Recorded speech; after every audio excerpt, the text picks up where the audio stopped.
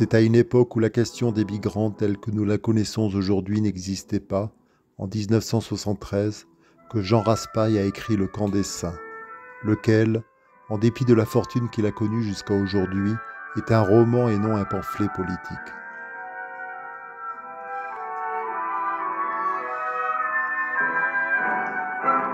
Rappelons-en l'intrigue. En Inde, dans le delta du Gange, 1 million de miséreux parmi les plus miséreux montent à bord d'une centaine de cargos délabrés et font route vers l'Europe pour finir par échouer et débarquer sur la Côte d'Azur.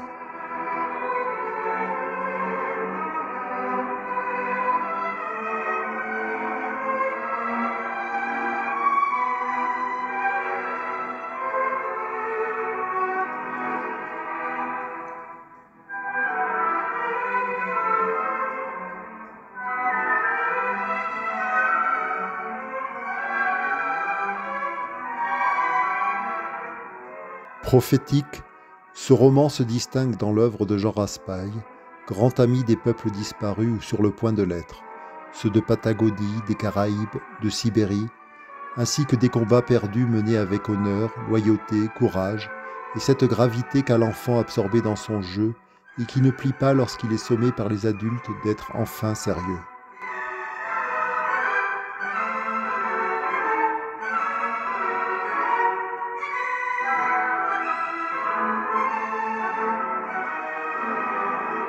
Bien entendu, cette armada de crève la faim, de même que ces migrants qui se massent à Vintimille et tentent de passer la frontière à Menton ou plus haut dans la vallée de la Roya, nous place face à un dilemme moral. Nous ne pouvons pas accueillir toute la misère du monde, mais nous ne pouvons pas supporter non plus de voir souffrir et mourir ces malheureux sans rien faire.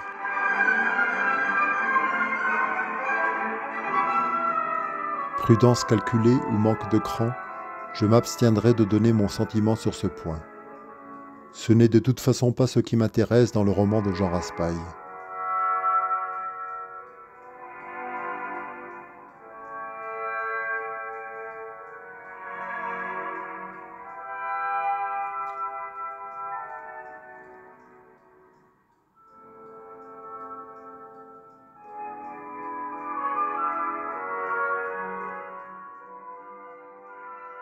La majeure partie du récit est consacrée aux réactions du monde, de la France, du gouvernement, des médias, du showbiz, de l'Église, de la population, à cet événement qui s'annonce et se précise à mesure que l'armada, lentement mais inexorablement, se dirige vers les rivages de France.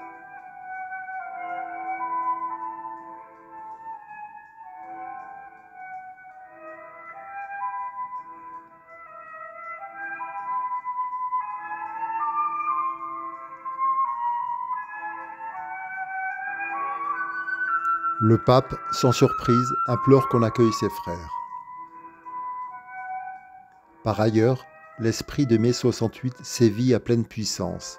Le mouvement hippie triomphe et la jeunesse, avec l'uniformité qu'on lui connaît, chante le métissage et l'avènement de l'homme nouveau, ce citoyen du monde qui va enfin remplacer l'abject homme occidental et renverser toutes ses valeurs. Le grand soir, en somme. On avait entendu de telles outrances lors du Covid. Le monde d'après, qu'il disait. Dès que pointe une catastrophe, ils s'en trouvent toujours pour se réjouir, espérer qu'on va tout foutre en l'air, que par une divine surprise, sur les décombres de l'ancien monde, naîtra leur petite utopie.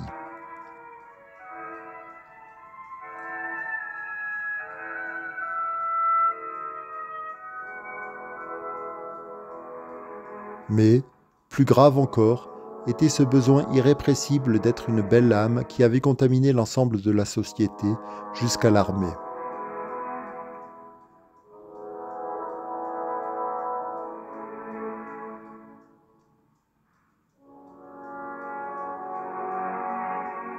Si on a bel et bien ôté tout pouvoir aux curés, leur catéchisme perdure sous des formes à peine différentes.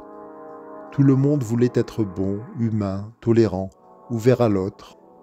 Et puisque ces champions de la vertu reprenaient les antiennes du christianisme agonisant, il fallait bien qu'ils fussent aussi sous l'empire du ressentiment, qui est le pendant de la moraline, comme l'avait bien vu Nietzsche, et dont la culpabilité, le besoin d'expier une faute, on saura toujours en trouver une, la haine et le dégoût de soi sont les manifestations les plus prisées.